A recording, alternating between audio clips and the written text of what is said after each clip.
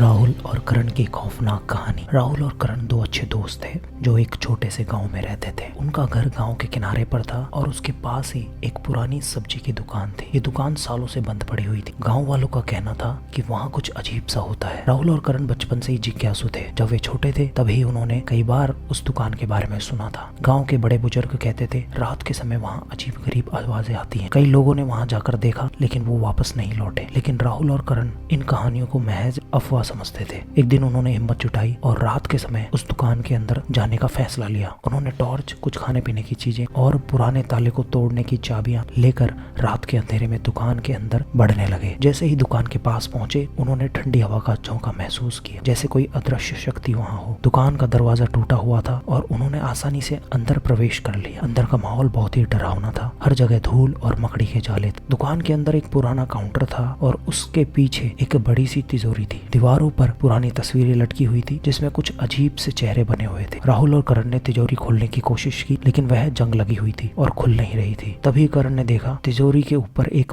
पुरानी डायरी रखी हुई है। उसने डायरी उठाई और पढ़ने लगा। उसमें लिखा हुआ था, यह दुकान कभी गाँव के सबसे अमीर आदमी की थी जिसका नाम रामनाथ था। रामनाथ ने इस दुकान में कुछ रहस्यमयी शक्तियों को कैद करके रख रखा था और एक रात वह खुद वहीं फंस गया। जैसे ही करण डायरी के अंतिम पन्नों पर पहुंचा उसने महसूस किया जैसे कोई उन्हें देख रहा है। दोनों ने चारों ओर तरफ देखा लेकिन कोई दिखाई नहीं दिया। अचानक तिजोरी अपने आप खुलने लगी। उसमें से ठंडी हवा का झोंका आया। तिजोरी में अंदर एक पुराना टूट फूट चुका काला पत्थर रखा हुआ था जिस पर अजीब निशान बने हुए थे। राहुल और करण का दिल जोर जोर से धड़कने लगा। उन्होंने जल्दी से तिजोरी को बंद करने की कोशिश की लेकिन तभी दुकान का दरवाजा खुद ब खुद बंद हो गया। दोनों ने जोर से दरवाजे को खोलने की कोशिश की लेकिन वह खुल नहीं रहा था। तभी दुकान के अंदर अंधेरे कोने से एक पुराना आदमी बाहर निकला। उसके चेहरे पर गहरी झुर्रियां और आंखों पर भयानक चमक थी। उस आदमी ने राहुल करण की तरफ देखा और धीमी आवाज में बोला, क्यों आए हो यहाँ? ये जगह तुम्हारे लिए नहीं है। राहुल और करण ने डर के मारे उसे सब बता दिया। आदमी ने कहा, यह दुकान पहले मेरी थी। मैं यहाँ अकेला रहता था और एक रात मेरे साथ यहाँ कुछ भयानक हुआ। उसी दिन से मैं यहाँ फंसा हूँ। कोई भी यहाँ आता है तो वापस नहीं जाता। दोनों दोस्तों ने मिन्नतें की और माफी मांगी। आदमी ने थोड़ी देर सोचा और कहा, तुम चले जाओ लेकिन कभी वापस